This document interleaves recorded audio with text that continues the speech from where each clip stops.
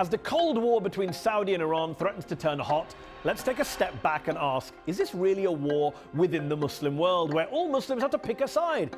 Here's the thing, most Muslims aren't Saudi Arabians or Iranians. In fact, most Muslims don't even live in the Middle East. In terms of population and GDP, Indonesia is the world's biggest Muslim-majority country. And there are more Muslims in Hindu-majority India than there are in Iran and Saudi Arabia combined.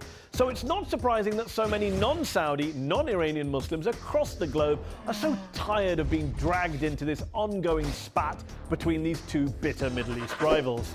The Middle East is going through a transformation that will play out for a generation, rooted in conflicts that date back millennia. Not true, Barack.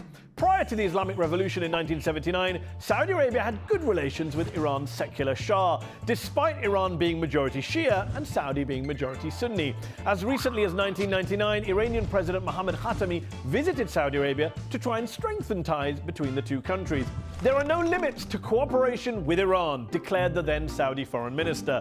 The two sworn enemies even signed a security pact. Yeah, a security pact with each other 2 years later. In 2007, the Gulf countries led by Saudi Arabia invited President Mahmoud Ahmadinejad of Iran to attend their summit, where Ahmadinejad even held hands with King Abdullah of Saudi Arabia. Now, I'm not saying relations haven't severely deteriorated in recent years. Of course they have. Leaked US cables suggest the same Abdullah later urged the Americans to, quote, cut off the head of the snake, in reference to the Iranians. And in the wake of Saudi Arabia's beheading of a prominent Shia cleric on January 2nd, Iran's Supreme Leader Ayatollah Khamenei warned Saudi's rulers there'd be divine vengeance.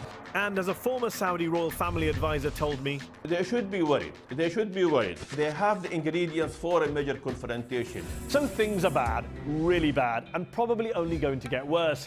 But remember, they haven't always been bad, and they're not bad because of some 1400-year-old theological split. Oh, and most important of all, their spat doesn't have to, shouldn't have to, taint relations between Muslims across the world, the vast majority of whom aren't Iranian and aren't Saudi.